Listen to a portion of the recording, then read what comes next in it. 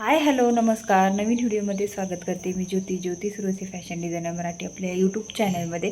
तर बऱ्याच ताई खूप दिवस झालं कमेंट करत होते की ते कटोरी ब्लाऊजचा चार्ट दे, जसं की शोल्डर किती घ्यायचं, गळारुंदी किती घ्यायची, कोणत्या साईजला किती घेतलं पाहिजे, मुंडा किती घेतला पाहिजे, सर्व मापं आम्हाला साईजनुसार समजत नाही आहेत किती घ्यायचे काय. तर आम्हाला एक चार्ट दे.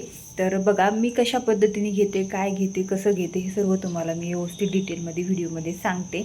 मी पूर्ण मापं चार्टवरती काढलेले आहेत. आज तुमच्याशी ते शेअर करते, जेणेकरून मी मापं कशा पद्धतीने कसे टाकते, किती किती टाकते, किती साईजला किती घेतलं पाहिजे, मुंडा किती घेतला पाहिजे, गळारुंदी किती घेतली पाहिजे, साईजनुसार शोल्डर किती घेतलं पाहिजे, सर्व गोष्टी मी तुम्हाला डिटेलमध्ये या व्हिडिओमध्ये समजून सांगणार आहे. तर व्हिडिओ कुठेही स्किप करायचा नाही, व्हिडिओ पूर्ण शेवटपर्यंत बघायचा आहे.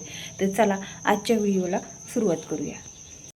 तर बघा आता मी ना पेपरवर आहे ना सगळा चार्ट काढलेला आहे. मेन म्हणजे आपल्याला कोणती कोणती मापं साईजनुसार घ्यावी लागतात ते तुम्हाला अगोदर सांगते. तसं तर आपल्याला कस्टमरच्या ब्लाऊजनुसारच मापं घ्यायची असतात, पण साईजनुसार तुम्हाला शोल्डर किती घेतलं पाहिजे, मुंडा किती घेतला पाहिजे, गळा पुढच्या गळ्याची मागच्या गळ्याची जी काही आपण रुंदी टाकतो गळारुंदी ती किती घेतली पाहिजे, ती आज तुम्हाला टोटल मी व्यवस्थित सांगणार आहे. तो व्हिडिओ कुठे स्किप करू नका, म्हणजे स्किप केलं की तिथे तुमच्या जे मी समजून सांगते ते तुमच्या लक्षातून जातं, मग त्याच्या विषयावर तुम्ही परत परत कमेंट करता. तर ठीक आहे बघा, अशा पद्धतीने आता मी हे चार्ट काढलेला आहे. बघा आता हे पूर्ण मी इथं चार्ट काढलेला आहे. ठीक आहे, आता ह्याच्यावर मी तुम्हाला समजून पण सांगणार आहे. हे पूर्ण चार्ट नुसताच बघून काहीच उपयोग नाही. आता इथं तुम्हाला बेसिक गोष्टी पूर्ण मी तुम्हाला सांगणार आहे. तर बघा आता इथं कटोरी ब्लाऊज चार्ट आहे. आता हे कटोरी ब्लाऊजचं माप तुम्ही अशा पद्धतीने टाकू शकता. आणि तुम्हाला जर ठीक आहे, तुम्हाला जर अजून पुढचे काही माप हवे असतील तर त्याच्यावर सुद्धा एक मी सेपरेट चार्ट बनवेल. ठीक आहे, तर मी पुढे आता तुम्हाला हे चार्ट समजल्याच्या नंतर पुढे सुद्धा तुम्हाला समजेल की मापा कशा पद्धतीने टाकल्या जातात कटोरीचे आणि आपल्याला कोणते कोणते मापं घ्यायचे असतात. तर बघा थोडक्यात मी तुम्हाला इथे एक कटोरी ब्लाऊज दाखवते.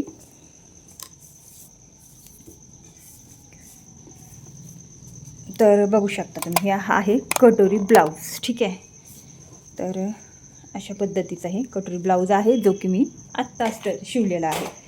तर बघा फिनिशिंग वगैरे बघू शकता तुम्ही कटोरी ब्लाऊजची, कटोरीची आकार बघू शकता किती सुंदर आहे. अशा पद्धतीचा जर तुमचा कटोरीचा आकार टक्स पॉईंट वगैरे आले तर मात्र तुमची कटोरी कुठेही चुकणार नाही आणि व्यवस्थित बसते.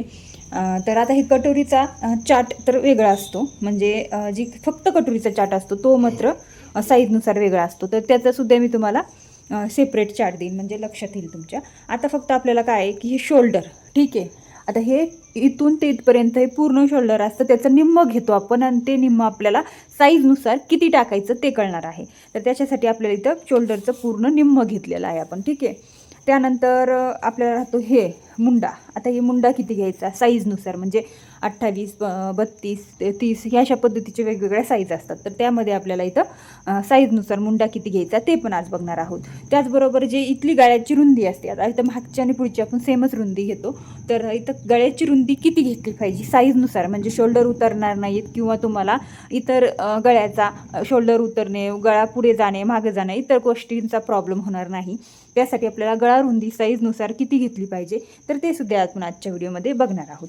तर बघितलं आपण हे साईजनुसार मापं किती असतात. आता साईज, आता बऱ्याच ताई कसे नवीनही शिकणारे असतात, तर साईज म्हणजे काय असतं तर ते सुद्धा बऱ्याच ताईंना समजत नाही. आता साईज म्हणजे तुम्हाला सांगते मी, इथून ते आपल्याला इतकं घ्यायचं आहे. ठीक आहे, आता इथून आपण जे साईडला हुक लावतो त्या हुकच्या साईडला आपल्याला हे अशा पद्धतीने पकडतो आपण.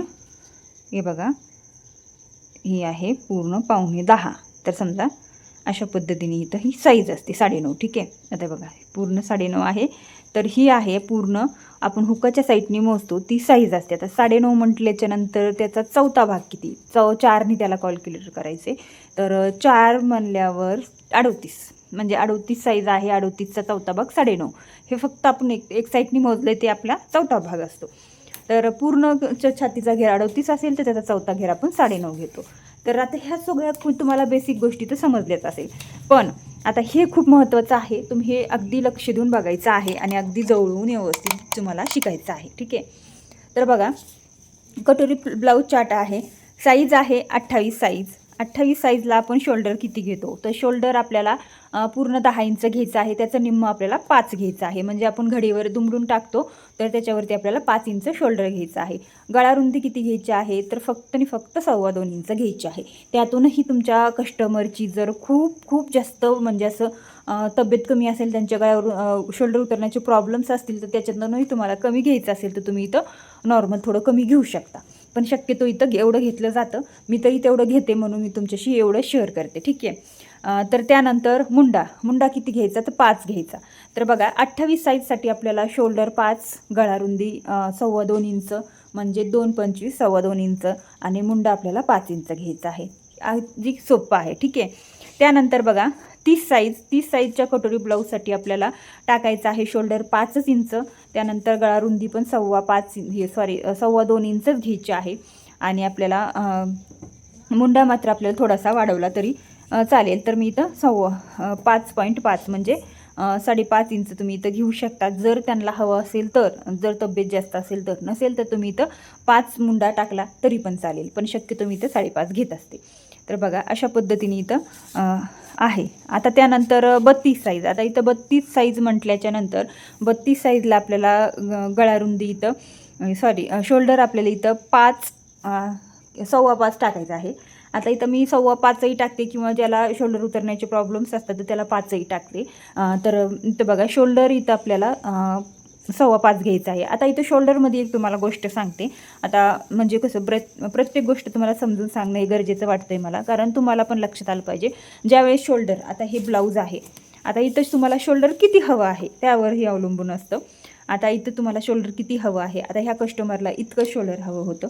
ठीक आहे. आता इतकं शोल्डर त्यांना इथं हवं आहे. ठीक आहे. बघा 2.5 इंच शोल्डर हवं आहे आणि इथं आपल्याला गळा रुंदी तितकी गेली आपली आणि त्याच्यानंतर हे 2.5 इंच शोल्डर हवं आहे. कोणाकोणाला इथं 2 इंच शोल्डर हवं असतं, कोणाला 1.5 हवं असतं. मग त्यानुसारही तुम्ही शोल्डर कमी जास्त करू शकता.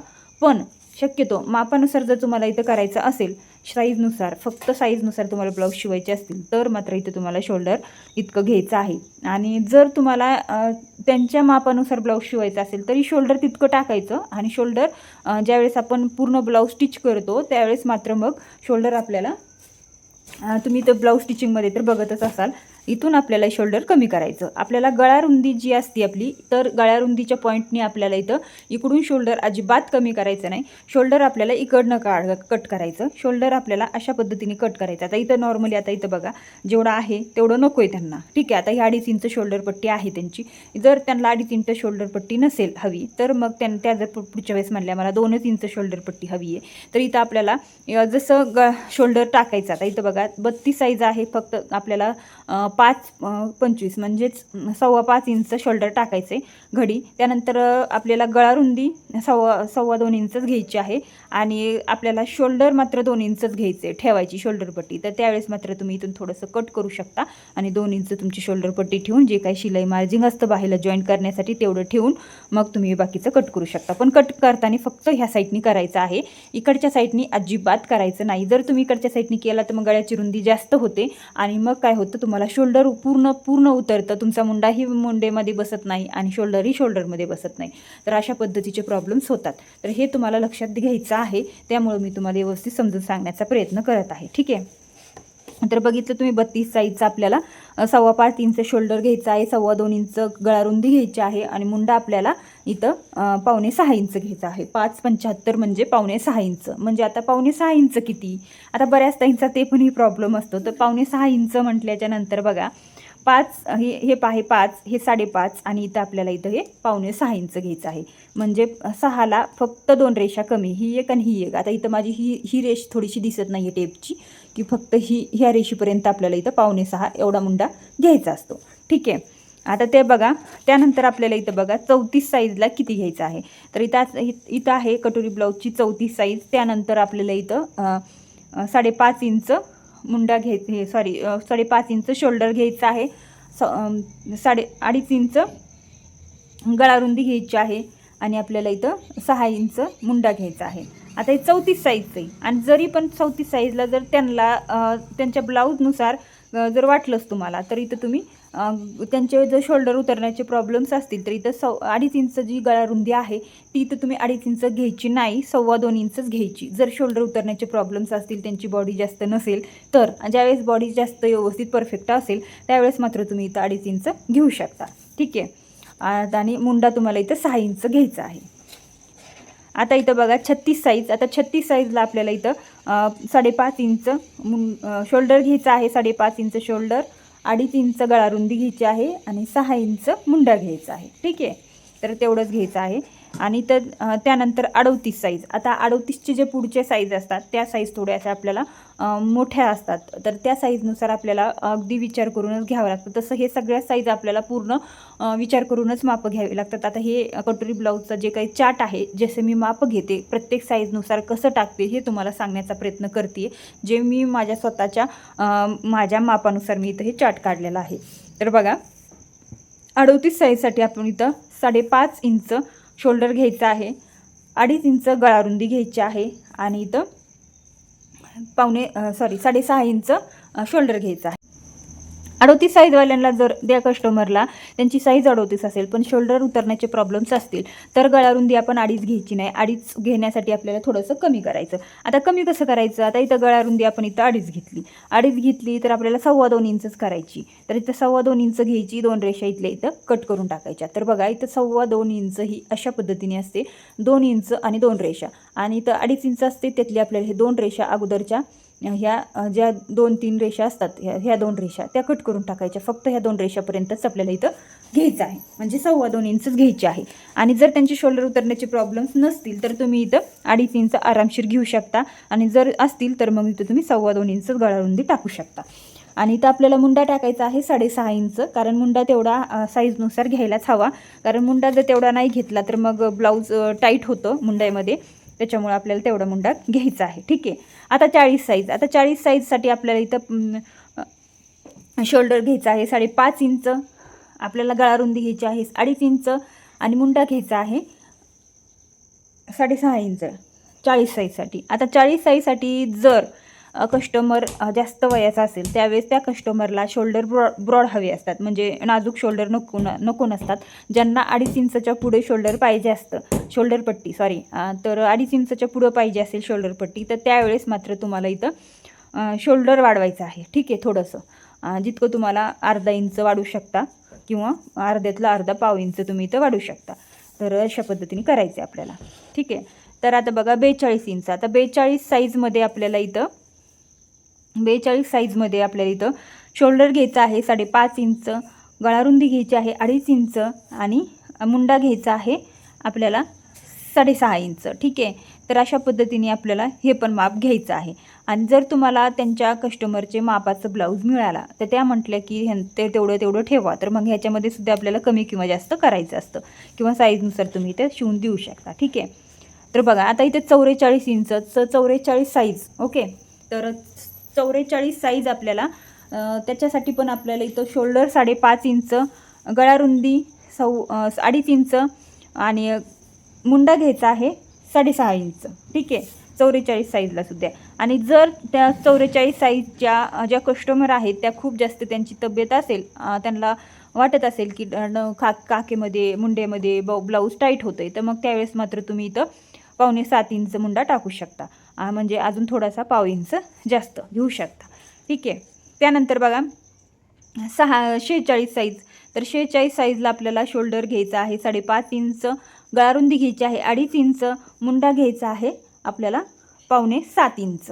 तर आता इथं 6.25 इंच कसं काय घ्यायचं आहे? तर आता बघा 6.25 इंच तुम्हाला किती घ्यायचं आहे? आता जसं तुम्हाला इथं मगाशी दाखवलं मी, तर बघा आता इथं 6.25 इंच, 7 इंचला आपल्याला इथं फक्त इथपर्यंत घ्यायचं, म्हणजे ह्या 2 रेषा कमी घ्यायच्यात. इथपर्यंत आपल्याला 6.25 इंच हे घ्यायचं असतं. आता टेप कळणं सुद्धा ह्याच्यामध्ये खूप गरजेचं आहे. हे माप चार्ट कळणंच नाही तर ह्याच्यामध्ये आपल्याला व्यवस्थित टेपसुद्धा मोजता आला पाहिजे, मगच आपल्याला हे मापाचा उपयोग होतो. ठीक आहे. तर बघा आता त्यानंतर आपल्याला इथं 48 साईज, म्हणजे ही आपल्याला 48 साईजमध्ये सुद्धा आपल्याला इथं थोडंसं शोल्डर वाढवायचं आहे. आता तर शोल्डर आपल्याला घ्यायचं आहे 5.5 इंच, आणि म्हणजे दुसरा भाग असतो शोल्डरचा 5.5 इंच, गळारुंदी 2.5 इंच आणि मुंडा घ्यायचा आहे 5.25 7 इंच. तर अशा पद्धतीने हे आपल्याला इथं मापं घ्यायची आहेत. आता तुम्हाला सगळंच काही समजलं असेल. बऱ्याच ताई बोलतात की 40, 42, 44, 46 आणि 48. 1, 2, 3, 4, 5 हे जे 5 मापं साईज असतात त्या साईज ब्लाऊज कटिंगसाठी खूप हार्ड जातं, खूप मोठं जातं. तर बघा, जसं मी इथं तुम्हाला शोल्डर, गळा रुंदी, मुंडा ह्या सगळ्या गोष्टी तिथं मी तुम्हाला समजून सांगितलेल्या आहेत. तर तशाच पद्धतीने इथे तुम्हाला घ्यायच्या आहेत. आणि जर तुम्हाला वाटलंच तर तुम्हाला जी कटोरी किती इंचावरती टाकायची, कटोरी चार्ट कसा असेल, तर मी तुम्हाला ते सुद्धा मी लवकरच पुढच्या व्हिडिओमध्ये एखादा व्हिडिओ घेऊन येईल तुमच्यासाठी. जर कटोरी आपल्याला इतकी साईज असेल तर कटोरी किती टाकली पाहिजे एक पट्टीवरती, तर साईजनुसार. आणि जर तुम्हाला कस्टमरचं ब्लाऊज मापाला मिळालं तर तुम्ही तिथं कटोरी मोजून साईजनुसार टाकू शकता. तर बघा, आता कशी टाकायची ते सुद्धा तुम्हाला एक थोडक्यात उदाहरण देते. तर बघा, ही आहे 38 साईज. आता ह्यांची कस्टमरची कटोरी आहे. तर बघा, अशा पद्धतीने तर आहे 6.5 इंच. तर आपल्याला ही 6.5 इंच घ्यायची. आणि ज्यावेळेस आपण पेपरवर मार्किंग करतो, आता सपोज हा पेपर आहे, आपली इथं योगपट्टी आहे आणि इथं आपल्याला अशा पद्धतीने इथं मार्किंग करायचं आहे. आणि इथूनच आपल्याला अशा पद्धतीने गोलाकार काढायचा आहे. जसं तुम्ही योगपट्टीवरती माप टाकता कसं, तर बघा, ज्यावेळेस आपण पेपर असो किंवा कापड असो डबल फोल्ड करतो, अगोदर योगपट्टीचं खाली माप टाकतो आणि वरती आपल्याला कटोरी टाकायची असते.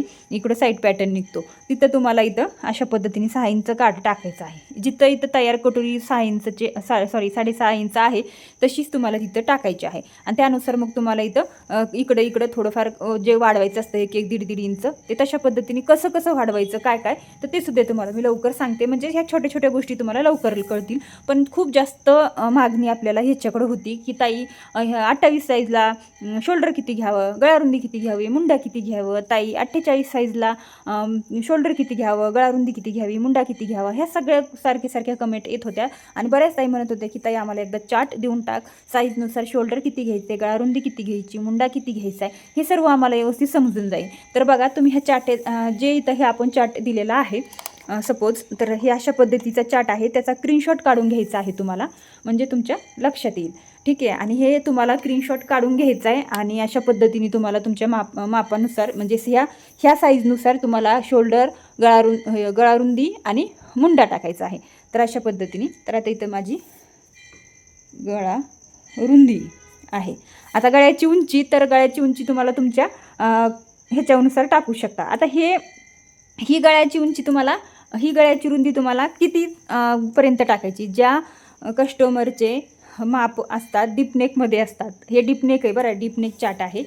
तर तुम्हाला तेही सांगायचं विसरलं होतं, म्हणून मी तुम्हाला सांगत असते की आपण व्हिडिओ शेवटपर्यंत बघायचा, म्हणजेच प्रत्येक माहिती तुम्हाला पूर्ण व्यवस्थित मिळाली पाहिजे. ठीक आहे. तर बघा, हे डीपनेकमध्ये आहे. कटोरी ब्लाऊज डीपनेक चार्ट आहे. म्हणजे डीपनेक ब्लाऊजचा जे ब्लाऊज असतात 7 इंचच्या पुढचे मागचे गळे असतात ब्लाऊजचे, त्या ब्लाऊजला तुम्ही साईजनुसार शोल्डर, गळारुंदी आणि मुंडा हे तुम्ही वापरू शकता.